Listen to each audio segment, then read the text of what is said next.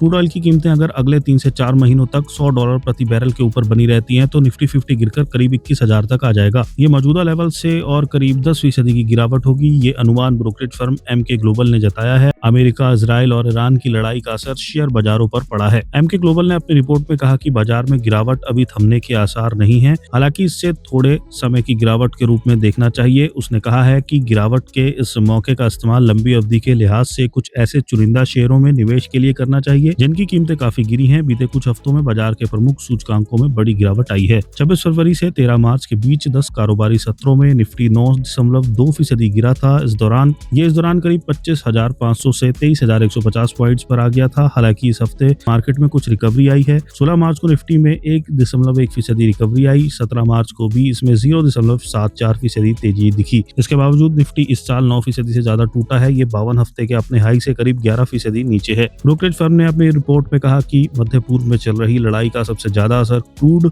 Oil और gas की supply पर पड़ा है। इसकी वजह स्ट्रेट ऑफ होर्मुज के रास्ते समुद्री जहाजों का आवागमन रुकना है और ये रास्ता बंद रहता है तो क्रूड की कीमतें लंबे समय तक ऊंची बनी रह सकती हैं। इससे भारत की इकोनॉमी पर असर पड़ेगा। कंपनियों की अर्निंग ग्रोथ में भी कमी आ सकती है। इस रिपोर्ट में ये कहा गया है कि 1 महीने तक क्रूड का भाव $100 प्रति बैरल से ऊपर रहने पर भारत का करंट अकाउंट डेफिसिट 9 से 10 बेसिस पॉइंट्स बढ़ सकता है। इससे इन्फ्लेशन करीब 50 बेसिस पॉइंट्स तक बढ़ सकता है। ऑयल मार्केटिंग कंपनियों के प्रॉफिट पर भी दबाव बढ़ेगा। उनकी मंथली अर्निंग्स पर करीब 9% तक का असर पड़ सकता है।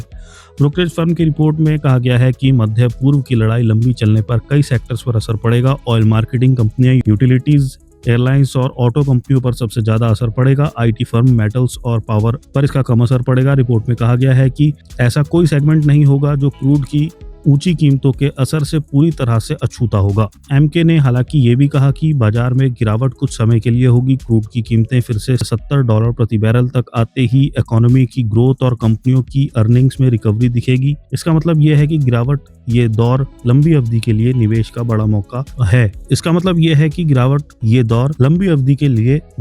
बड़ा मौका है। पहले ही कई शेयर, खासकर फाइनेंशियल स्टॉक्स में काफी गिरावट आ चुकी है। उसने रिस्क रिवॉर्ड के लिहाज से eternal, Bajaj Finserv, HDFC bank और मैक्स हेल्थकेयर के शेयरों को अट्रैक्टिव बताया।